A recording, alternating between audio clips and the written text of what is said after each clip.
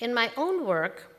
I've looked at aesthetic rather than epigenetic accounts of historical violence and its intergenerational transmission. Recognizing that the effects of trauma are necessarily embodied, I look at how bodily acts of transmission transcend the family and its predetermined roles.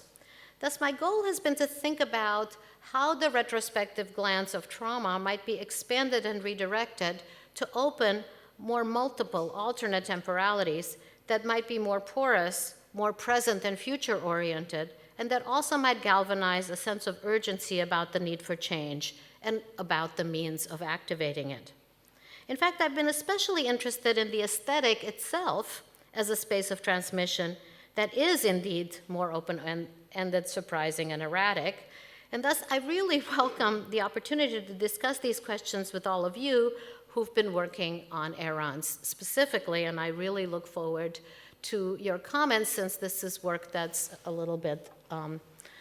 speculative and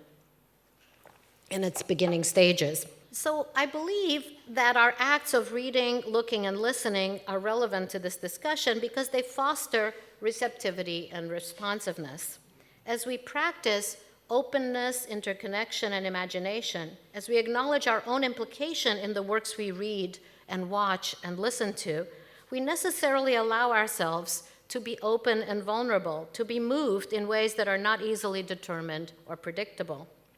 I believe that through aesthetic encounters, we learn to practice attunement and solidarity with past or contemporary victims of violence, and ideally, we can also acknowledge and practice responsibility.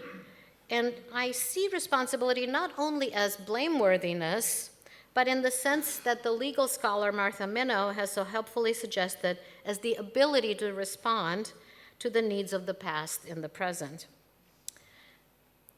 This shared vulnerability might orient us not only to the repetition of past wounding, but also, it seems to me, to a reclamation of past hopes and past futures. So what I'd like to do today is to look at several works by women artists in particular who dramatize the contradictions between the inherently embodied nature of violence and trauma and the challenges of transmitting that bodily knowledge across subjects and generations within and outside the biological family. What aesthetic media, genres, and tropes best create the conditions for an embodied transmission that might re-envision time to promote the possibility of action, change, and repair? The works I'd like to look at focus on skin and on touch as both matter and figure of trauma's location within the confines of the individual body. In her classic essay on trauma and gender, Roberta Culbertson wrote that, quote, "No experience is more one's own than harm to one's own skin, but none is more locked within that skin,